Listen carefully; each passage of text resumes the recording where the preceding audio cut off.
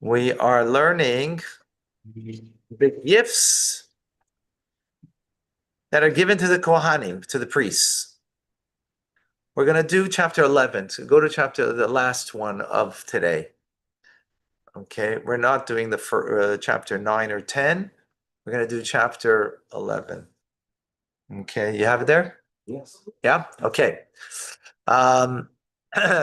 This is about Pidyon Aben, redeeming the firstborn child, firstborn male, as we will see. It is a positive commandment for every Jewish man to redeem his son, who is a firstborn of his Jewish mother. As the verse says, in the verse, all first issues of the womb are mine. How come they're God's? Because that was because of the firstborn Egyptian that was killed and that they were saved, right? And it says, and you shall surely redeem the firstborn man. Got it? 11.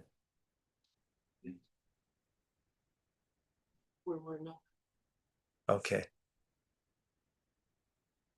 Got it? Yes. Okay. So a woman is not obligated to redeem her son. For the one who is obligated to redeem himself, for one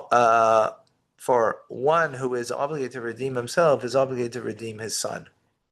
Others, just like the father has to be redeemed, he's the firstborn, so he has the obligation to redeem his firstborn. If the father transgressed and did not redeem his son, when he comes of age, he is obligated to redeem himself. So the father didn't do it, then the child has to do it when he becomes of age. Of age 13, right? If it is necessary to redeem both the person himself and his son, he should redeem himself first and then his son. If he only has enough money for one redemption, he should redeem himself. How come? Because you have to, the obligation over yourself comes before even your own child for obligation, for the mitzvah. If a father had to redeem his son, and the time arrived for him to make a festive pilgrimage to Jerusalem, and does not have the resources for both, should redeem his son and then make the pilgrimage. As alluded from the verse, that you shall redeem all firstborn sons, and afterwards it continues, do not hold my countenance empty-handed. Meaning, countenance means when you come up to Jerusalem, because that's when the presence of God is in the holy temple. That's God's countenance, as it were, right? And they're not supposed to come empty-handed, right? In other words, come with bringing offerings to God. Okay. Number 5. A person who redeems his son should recite the blessing, blessed are you, who sanctified us and commanded us concerning the redemption of the son, right? Which is Pidyon Aben. Pidyon Aben. People in Hebrew know that term. Right. Afterwards, he recites the blessed Shechianu and then gives the money of redemption to the Kohen.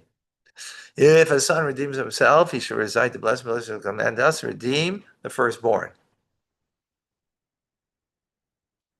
Right? And he should recite the blessing Shechianu. The mitzvah is practiced in every place and at all times. In other words, even here in Montreal, we practice this mitzvah. It's not something, right? Because these are, as we're going to learn, you give 5 shekels to the Kohen, right? So you might think that that's only times the holy temple in the Holy Land, because the Kohen doesn't get property, doesn't get land that he's going to make his livelihood. He has to serve in the holy temple, so this is in its place. So therefore, this mitzvah should not apply here. No, it does apply here.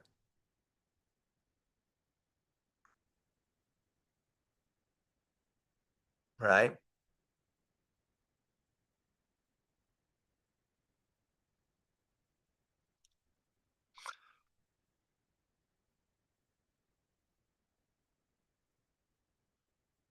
Yeah. So it's interesting, he doesn't bring a verse to prove that.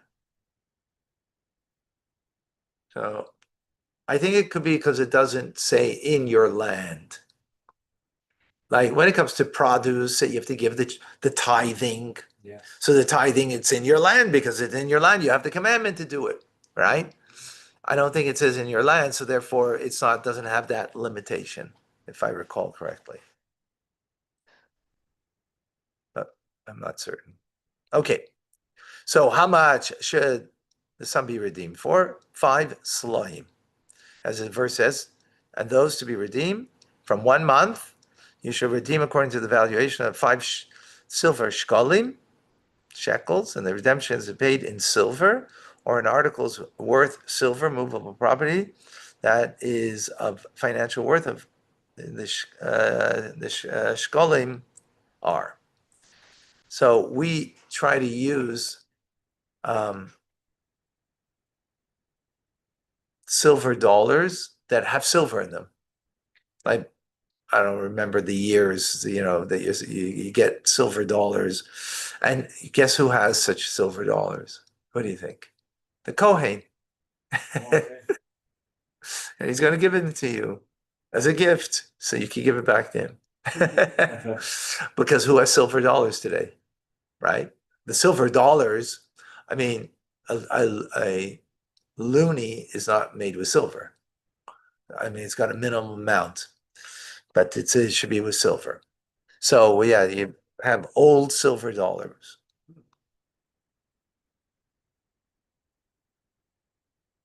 Is it bought with money, exchanged with so he gives it to us, we exchange with money, then? Yeah, you give separately because the mitzvah isn't the shekel.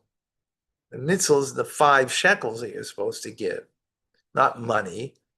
You do that because, the Kohen's not going to ask for that because it's a mitzvah. He's engaged in a mitzvah. So you give to him separately, right?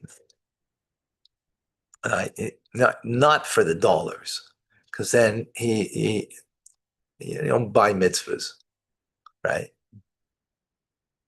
Therefore, if one may not redeem a firstborn with landed property or with servants, nor with promissory notes to be used because they are not inherent worth.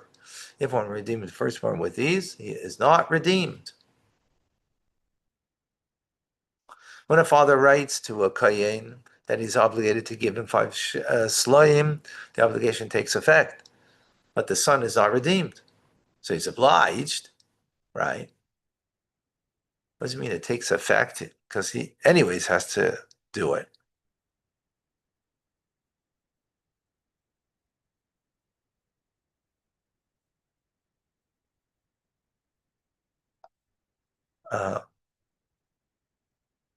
Okay.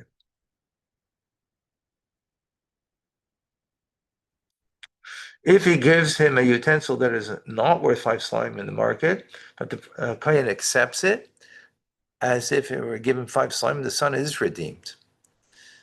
If he divides the 5 slime among 10 kohanim, whether at once or one after the other, he fulfills his obligation. That's interesting. In other words, because the Torah doesn't say, one second.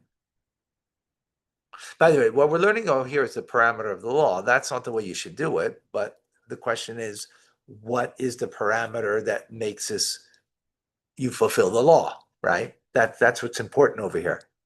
Now, when we're learning halacha, it's not coming to teach us so much how you should do it, right? As much as it's teaching us what's the parameter of the law of what is considered that you did it.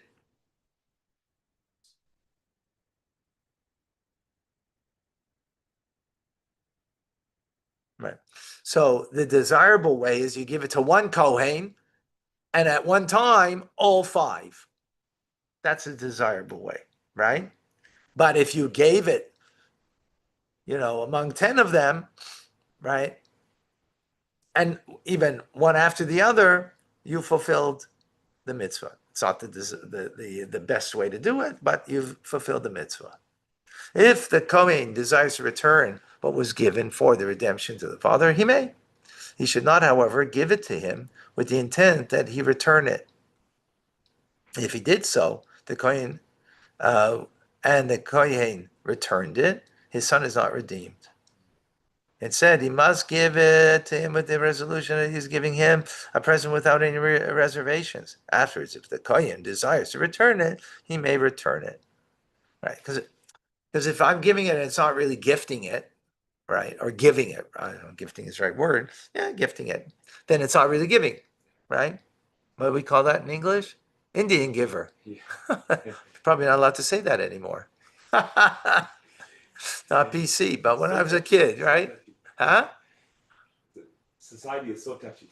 Yeah. But yeah, anyway, when I was a kid, that's how we called it, right? Not a nice way to say it, but anyways. Okay, number 8. If the Kohen desires to return what was given to him for the redemption to the father, he may. Oh, 1 second. That's what we just did that. So if he gives it to him as a present with the stipulation that it be returned, his son is not redeemed. Okay. Number 9. It is redeemed. It's sorry, is redeemed. His son is redeemed, right? Similarly, if he gives him the present with the stipulation that it be returned, his son is redeemed.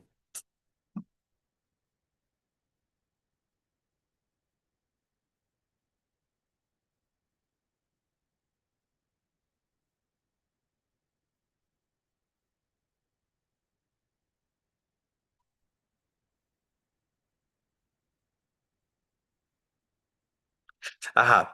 So in the first instance, you didn't give it wholeheartedly. Here you're giving it wholeheartedly, right? As a gift, right? On condition that it's returned. But when it's yours completely.